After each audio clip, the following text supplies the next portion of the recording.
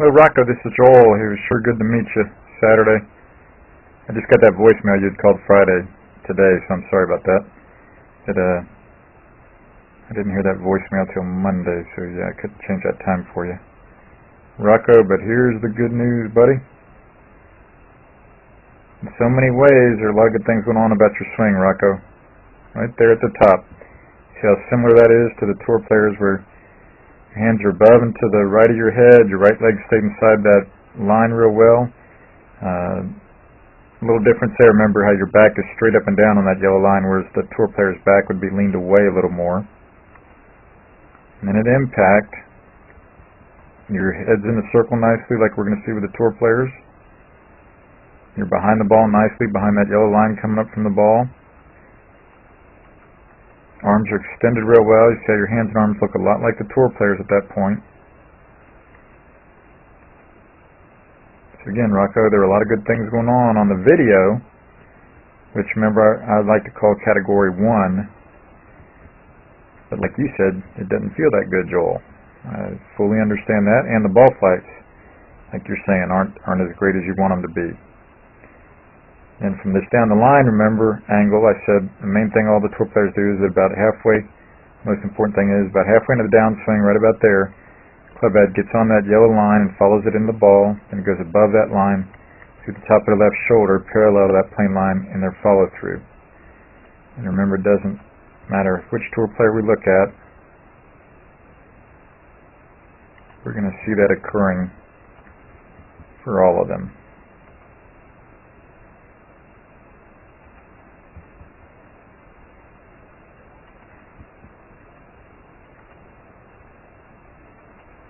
That's where they all are there. Rocco. But then when we looked over here at yours,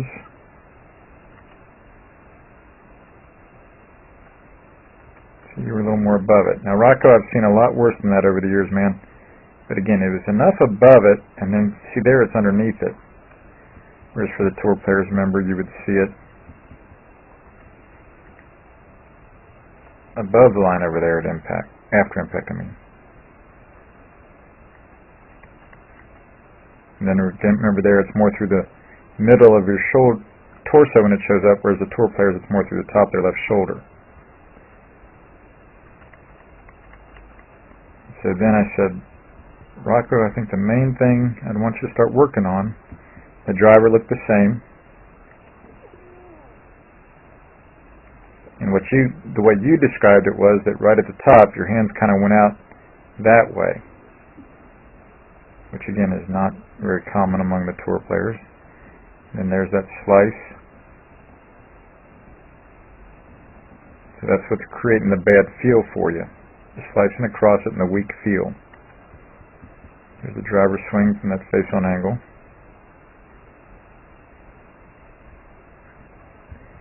And so I said, Rocco, man, I think the main thing you should start to work on is that right there. See the new blue there on our right, how that club head got on the plane line so much better. And remember the whole batch of balls, man, you hit it, every one of them started out to the right a lot better, much stronger, and it felt immeasurably better to you right away, instead of that club head being on the line or underneath it after impact. On the old gold on our left, and then sure enough right there, when the shaft first shows up, on the new blue it's through the top of your left shoulder instead of down there through the middle of your torso. You see how much more the face is closed over there on the new blue at that point, which is great. And so that one wasn't as good, so see it started more straight, didn't start to the right very well.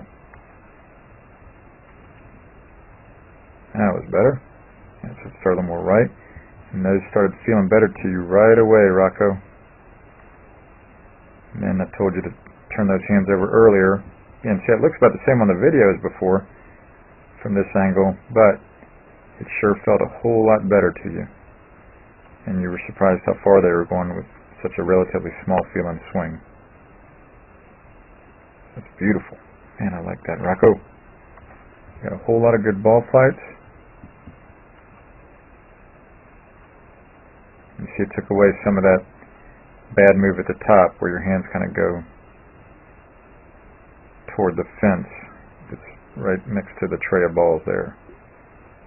It eliminated a big part of that we saw starting out.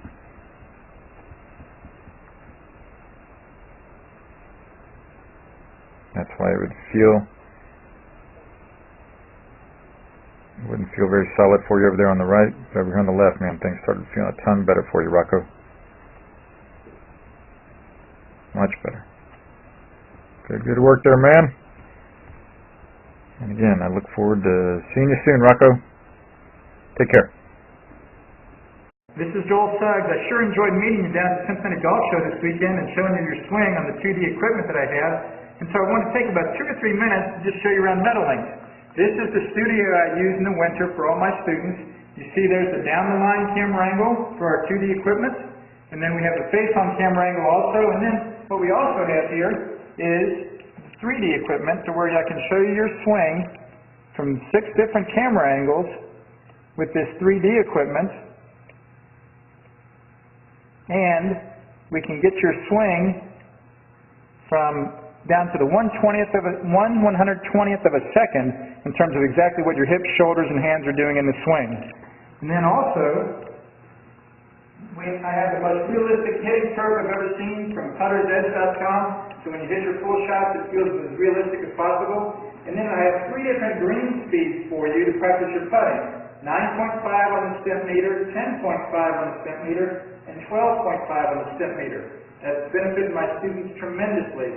And then also I have a lot of learning aids like this Smart Stick.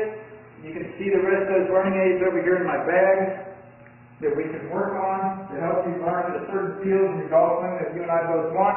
And then also I help my students a lot with their equipment through the winter. This is a frequency analyzer where we twang your club and it gives us a reading here. And then also we plot your whole set, each club on these lines to see if the set is really matched or not. Quite often they aren't, and it helps my students tremendously when they find out what clubs are the offending clubs. And then if we get tired of being indoors and we want to go outdoors and hit some, we can do that. It's my daughter. Ellie, good to see you. I haven't seen her in weeks. No wonder you've been gone, Ellie. You've been out here playing in the snow all this time. But this is our natural turf area. This is closed until April, as you can see. But it's a fantastic area where we can step outside and hit some balls and get some real ball flight. Or, if we get pretty satisfied and think we're looking better on the video here, and we're kind of cooped up inside and want to go outside, we can step on out and hit balls and see real ball flight for about 5 or 10 or 15 minutes, however long you and I can stand the cold, out into the air, and we see them land at these different flags. I have a yardage book for this driving range. It's the first one I've ever seen in my life where we know exactly what it is for the front, back, and middle of each green. And again, the covered area here is heated, so we stay out there for about 5, 10, 15 minutes, like I said.